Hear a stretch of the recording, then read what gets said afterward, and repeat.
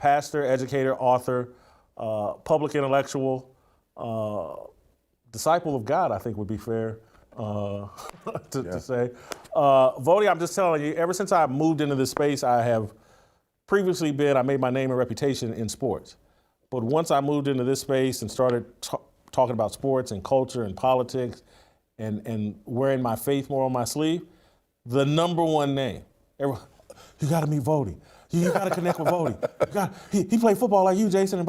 And it made me do some homework and start asking people. And you might be the smartest person I'm ever going to engage with. And I really... Whoever you've been talking to, you need to keep talking to them. Just from doing my homework and what you represent and the boldness with which you represent it, I'm honored to have you here in studio today and to be able to engage with you, and hope that, honestly, on Wednesdays I do a show called Harmony, where I bring in two ministers, and we always ask that whatever we say, we hope that it edifies the audience and glorifies God. And I say that today in more earnest, probably more earnest than I've ever said. I hope that the discussion we have here touches people and reaches people, because, man, you got a lot to say that needs to be heard. Well, man, I really appreciate you having me. I'm honored to be here. So let's start with your book, Fault Lines, for the social justice movement and evangelicism's looming catastrophe. It's a heck of a title. I think I agree with it. Yeah. But tell us about your book. It came out in April. It's doing well. It's doing gangbusters. But tell us about what you were trying to get across in this book. Well, the title Fault Lines, I grew up in Los Angeles on a fault line and experienced an earthquake or two in my day. And as I looked at what was happening with the social justice movement, as I looked at what was happening within evangelicalism, within churches, it just seemed to me that people were standing on two different sides of a fault, and that the earth was moving, and that it was going to be catastrophic. Of course, I think we see now that it is being catastrophic. Churches are dividing, ministries, universities, seminaries. People are losing their jobs over this, and not only within the church, but also within the culture at large. To me, and you're an expert, I'm a layman, but to me, ministers in the church, they're not standing on the word of God. They have fallen on the wrong side of the fault line. There is an earthquake going on. And I said, Tony Evans gave a sermon or a speech to radio broadcasters, and right now I'm struggling with the title of it, but he was talking about COVID and that God is shaking things up, and that it's not a time for spiritual punks, those were Tony Evans' words. And that's so much what I believe, that I'm looking, in my view, at ministers fold and start taking the gospel and fitting it to this woke social justice culture, and no one's willing to stand on what's clear as day. Yeah, in some cases it's people not being willing to stand, but in other cases it is the fact that the people who are willing to stand are being silenced. They're not being given a platform unless they have a platform significant enough on their own. Nobody's putting a microphone in front of them. Nobody's listening to them. Nobody's shining a light on them, especially if you're black. Because right now the narrative is that black people think and feel a certain way about these issues, and that the black people who don't think and feel a certain way are not really black, trying to curry favor with white people, so on and so forth. So anybody who's speaking intelligently about this from the wrong perspective usually ends up finding themselves in a place where there aren't many microphones to talk to. You've raised a point that I think applies to you. I think you're one of the most important voices of this time, and people aren't rushing to put a microphone in your face. I don't see you, obviously cable news and things like, you should be the voice of this time. Do you feel that frustration as it's directed towards you, that they're trying to silence you? Sometimes, but I'm not really looking for that kind of a platform, and I have been able to get this message out there. The book is a national bestseller, so I've been able to get around that. There are others who haven't been able to do it, but what's interesting for me is that even though people have sort of shut certain doors, there are other doors that they can't shut, and the fact is that this is a conversation that is going to be had. We're seeing it in schools now as people are, standing up and speaking out against critical race theory and, things of that nature. It's going to happen. It's unavoidable. So whatever role that I get to play in it, I'm happy to play, even if that's, sitting on the sidelines and encouraging, people like yourselves and being a resource for people who do have those opportunities. So you say the conversation's going to happen, but the question is, how's that conversation going to be presented? Who's going to define the conversation? And one of the things that you're brilliant about that is like, well, no, as a media person, I get it and understand it instinctively. I'm amazed at how you get it and understand it instinctively in terms of the left or atheist or secular culture. They have a way of defining the conversation that puts us at a complete disadvantage. Let's talk about social justice. Yeah. And the police are unjust in their behavior towards blah, blah, blah. And that's the discussion. And so that basically locks you into a narrative of like, oh yeah, the police are just terrible and that's the problem. You're right, let's talk about that. When the reality may be something completely different. Yeah, for me, I came to faith late. I was raised by a single teenage Buddhist mother, didn't hear the gospel till my first year at university. Ended up very early being drawn toward apologetics, which is really a defense of the faith, if you will.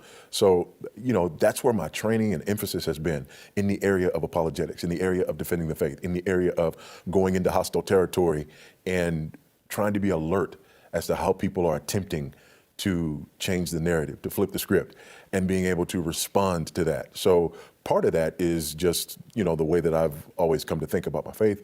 Part of that is my training, and part of that is just kind of my personality and the way that I look at things and think about things. And so what I always want to do is define terms. And that's what I try to do in the book is define terms. Because when you define terms, then it's harder for people to sell you something that's ridiculous. The number one thing we should be talking about in America as believers or just people that are concerned about the direction the country is going, what should we be talking? You define the terms. What should we be talking about? Wow. I think at a time like this, it's really hard to narrow it down to one thing. As I look at it, especially looking at it as an expat, as somebody who's now living, in another part of the world and looking back at what's happening, what I find is that the unique moment that we're in is unique in part because there is no one thing.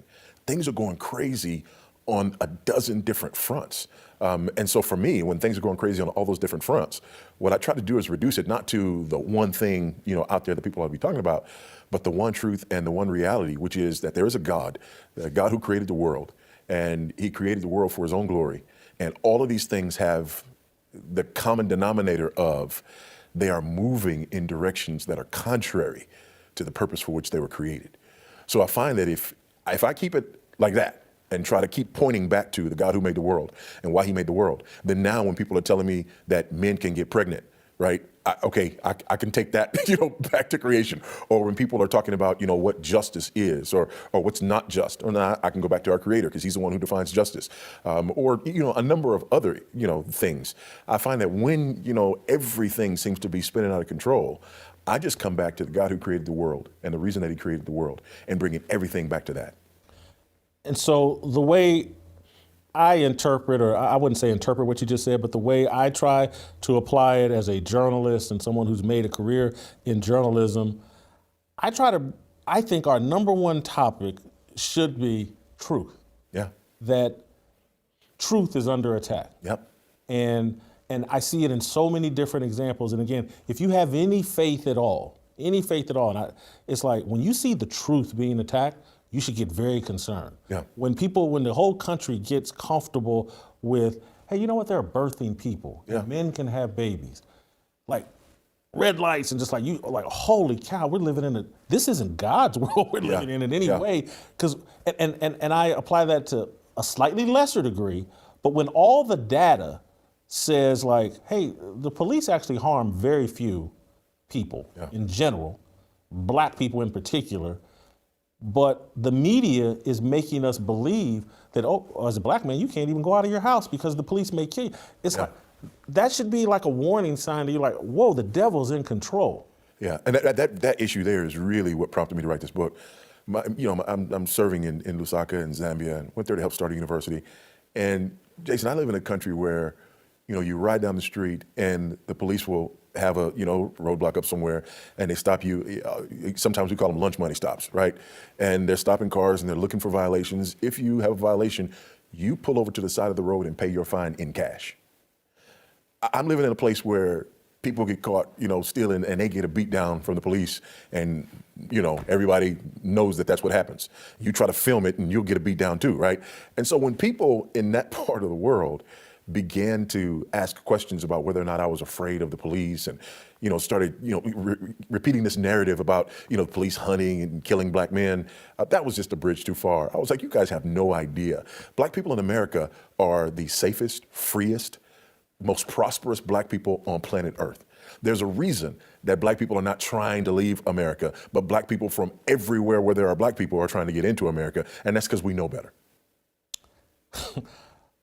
I'm going to skip ahead because you keep referencing, and why are you in Africa? And I say that selfishly because, man, we need you here. I need you here. You got to be the backbone of fixing what's going on here in America and protecting what you just described. This is the destination for black people. Yeah. Why are you in Africa and not here? I had an opportunity 6 years ago to go to Zambia and help start a university. It's a classical Christian, liberal arts, biblical worldview university. It's a unique opportunity in a unique place and something that I was really suited for. And the time in the season was right. We have 9 children, excuse me. And, 6 years ago, my wife and I, took the 7 who are still at home and moved across the water and haven't regretted it, one bit. And in terms of being able to have influence here, it's interesting. I did think about that, but I'm here 3 or 4 times a year. I'm still, writing, publishing, and speaking on these issues. And because of the time in which we live, and because of, the way media works and social media works, I still have an opportunity to have that influence. And of course, my wife believes that the Lord took me away so that I could do that without getting in all the kind of trouble that I would have gotten in had I stayed. I'm going to go back at this again just out of pure selfishness. Yeah. This is just Jason Whitlock. It's an ungodly question I'm about to ask, or to go back at this again. But because America, to me, has been a light unto the world as it relates to Christianity, that's why I feel like protecting this home base here is so important. And so do you ever, and trust me, I'm sure there's front lines in Africa, and I know the work you're doing over there is important. But I feel like the culture war and the destruction of Christianity, this is the front lines, because if they can bring down America, it's going to be much easier to do across the globe. Am I right, wrong for thinking? Is that a narrow focus? I think people have thought that a lot historically, but, the center of gravity of Christianity has always moved. Jerusalem, Athens, continental Europe, Great Britain, and then, the United States. The kingdom of God is undefeated. And not only is it undefeated, it's undefeatable. And so for me, I have to view myself as a citizen of the kingdom. I'm proud to be an American. I'm grateful that, God in his providence saw fit that, I would be born in the United States and have the opportunities that afforded to me and give me the magic passport, to be able to go to and fro, in all the places that I can. But I think what the Lord has done here is important not only because of what it has done in the United States, but also because of the kind of influence and impact that's been able to have around the world. And I mean that both in terms of the gospel witness that has gone forth from the United States, and also just in terms of the American witness, that's gone forth. And so I don't see it as an either or. For me, I see it as a both and. You've given me a lot to think about. I'm so glad I asked that question and follow-up, because you just blown my, it can move to other, and maybe I need to be looking more places. I need to go wherever. We all can't go. We all can't go. When you find the new location, let me know. I'm gonna be there immediately. And so you may have already answered this, but I just want to follow up to the second part of the title of your book. Describe the looming catastrophe that you see for evangelicism. Yeah, I think the looming catastrophe is no longer a looming catastrophe. It's a present catastrophe. And I think it's a couple of things. You mentioned one. I think when you hear people who were faithful ministers of the gospel now sounding like, Ibram X. Kendi and Kimberly Crenshaw, I think that's hugely problematic.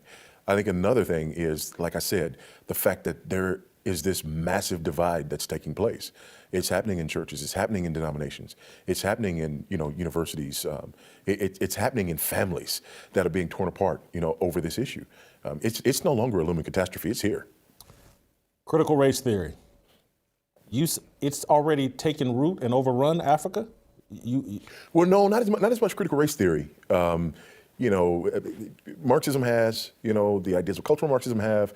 Critical race theory is a very American ideology. Okay. It was born here, and really like the first tenet of critical race theory is the idea that racism is normal, that it's ubiquitous. And critical race theory came out of critical legal studies. And critical legal studies, again, is about America and American law. So it very much has to do with the assumption that America and American law is inherently racist, that American culture is inherently racist, and that racism is ubiquitous and really incurable, if you will, in the American context. And so my argument is they're making that argument to argue America's a failure. Yeah. It was founded in ways that determined that it was going to be a failure. So we must write a new constitution, and we must try Marxism, communism, socialism. Am I right for that that's the end? Yeah, critical theories are always inherently revolutionary in their nature. I mean, that first word critical kind of points to that, right? And so they are trying to find and problematize whatever the thing is that they're applying critical theory to. And so, when you're talking about critical race theory, there is a sense in which you look at the Marxist assumption of oppressors and the oppressed. What we have to do is we have to find out where that oppression is, where that oppression is coming from. And then we have to sort of overthrow or overturn that oppression. And in the United States, if it's our founding, if it's so-called majority culture, then that's what has to be revolutionized. You say Marxism has taken root in Africa.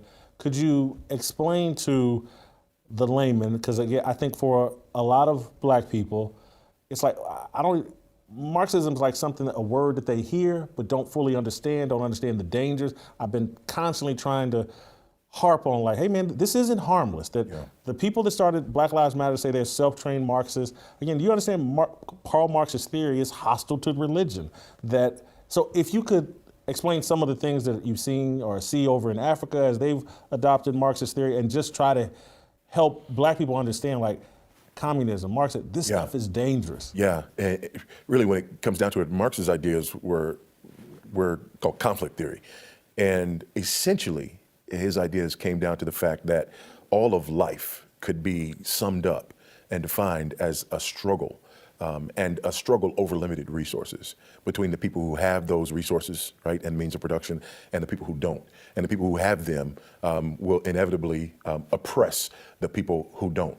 And so as a result of that, the idea is that you would move from capitalism to something like socialism or communism, where you didn't have that dynamic, where everything is shared equally, right, from each according to his ability, to each according to his need, right?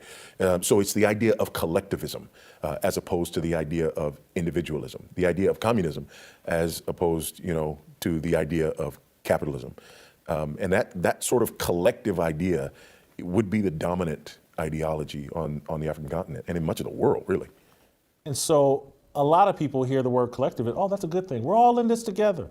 We are the world. Until they come for your stuff, right? So, for example, the average American is wealthier than 70% of the rest of the world. Not wealthy Americans. The average American is wealthier than 70% of the rest of the world. What a lot of Americans don't realize is that when you think about this within America and this idea of wealth redistribution within America, there is a global sense in which people feel like that needs to happen. And whereas in America, it's white people and whiteness, right, that is seen as the oppressor. Globally, it's America and the West that's seen as the oppressor. And so that redistribution is a redistribution from America and the West to the rest of the world. Now, when they start coming for our stuff, all of a sudden then people are not going to be as positive toward collectivism. Voddie, the other reason why, I'm such a fan is because you present Christianity in a masculine way, and you appeal men to be men. And that's so much of the church, particularly the black church, is being dominated by women now. And I see ministers catering to women, and there's this attack on masculinity, and I believe we are at the forefront. I look, you're not here to witness it as much as I am, but like everything in our media space, from television commercials to movies, it's like, if they can put a gay black man, a feminine gay black man, in any commercial, in any plot storyline on a TV show, and I've been literally telling my friends this for 10 years. And they're just now waking up to it. I've been like, hey man, are y'all not watching what's going on? The plan they're laying out for your little boys, there's a lane that we're being shoved into. Am I right? Am I wrong? No, I absolutely see that. And what people don't understand is an attack on masculinity is an attack on the God who created us. He created us male and female. We are not the same. And there is beauty in the differences between male and female. And the problem is that when you attack masculinity, you are actually attacking a preserving force. If you don't have strong men in a culture, then what you have is young men who are not kept in check. And what do? They wreak havoc. And when those young men wreak havoc, you start looking around, and what do you immediately want? You immediately want someone or something strong enough to bring that into order again. So it's like we're creating a problem that we're going to have to run around and try to solve. And the way that problem is solved is by the very thing that you attacked in the first place. So, men are a preserving force. Men are a force that defends society, that defends the family. So when you attack men, you are leaving things that need to be defended in a position where they're not being defended. So we're actually cutting off our nose to spite our face. Delano Squires comes on this show a lot, and he was on here earlier today, and we constantly talk about men shunning responsibility. And we see it, and I particularly like our position on abortion, to me, is an irresponsible position. That this leftist, liberal, feminist point of view, that's her decision. I don't control that. That's just on her. That's on her. Whatever she decides, I'm good with. And we just had this conversation today. That's an irresponsible point of view to have. And it goes back to what you're saying. It's like when you take that irresponsible position, and now abortion, particularly here in America, if you go look at the percentage of how many black babies are being destroyed in the womb, you're actually co-signing your genocide and death. 12% of the population, almost 30% of abortions. And in most of our major cities, more black babies are aborted than born. It is absolutely problematic. And now you touch me where I live, okay? My wife and I, we've adopted 7 children. We have 9 children, 7 of them we adopted. And the reason that we got into the adoption world is because we just went from telling young women, give your baby life, to telling them, give your baby to us. And we realized that we needed to put our money where our mouth was, so to speak. And so this is something that is incredibly near and dear to my heart and near and dear to my family. And you're absolutely right. And it's so ironic that on the one hand, we are up in arms about the police hunting down and killing black men, which is not the case, but nobody's saying anything about the abortion mills that are killing black children in the womb. And harvesting the organs. The irony of that is something that it's sad to say the least. I don't know if this is a proper question, but I've thrown it at people recently, and I want you to give me a biblical either justification or say, hey, Jason, you're wrong, blah, blah, blah. But I've said to people, we have this arrogance in America, like, whew, those people 100 years ago, 150 years ago, wow, they were bad people. Look how good and superior we are. And I've started to ask people, I was like, man, I would love to talk to God and ask him, slavery or abortion? Which group of people? One group co-signed for slavery, one group is co-signing for abortion. I wonder how God feels about that. Who's the superior of those two groups of people? It's interesting, and the Bible's very clear that all have sinned and fall short of the glory of God. And ultimately, when you look at it, you're seeing the sinfulness of man and the inhumanity of man, towards man, that is a byproduct of our fallenness and our fallen nature. And whether it was, slavery, and you say 150 years ago, there are more slaves in the world today than there have ever been. And most of those slaves are black and brown people. and they're also being enslaved by other black and brown people, which has also happened throughout most of history.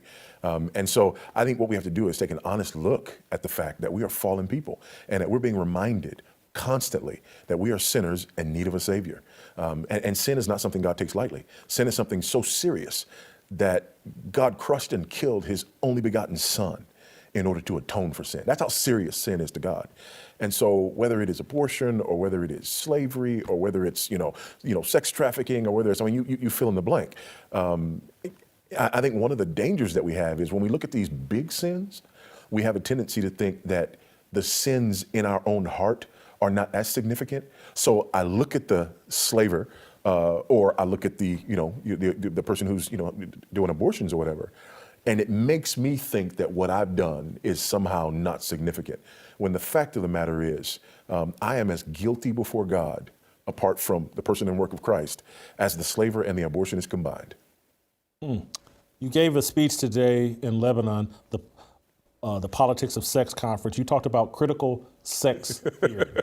What is critical sex theory? Yeah, that was a kind of a play on words that the organizers sort of gave to me. But the point was that the emphasis of individuals like Karl Marx and Sigmund Freud and others. It's not just in the areas of economics and it's not just in the areas of politics, but the way that we think, the ideas that we adopt have consequences in every area of life, and especially when it comes to sex. And I think we're seeing that now. We're seeing that in a number of ways and in a number of areas, not the least of which, we've already alluded to earlier, is the whole, transgender phenomenon that we're experiencing right now.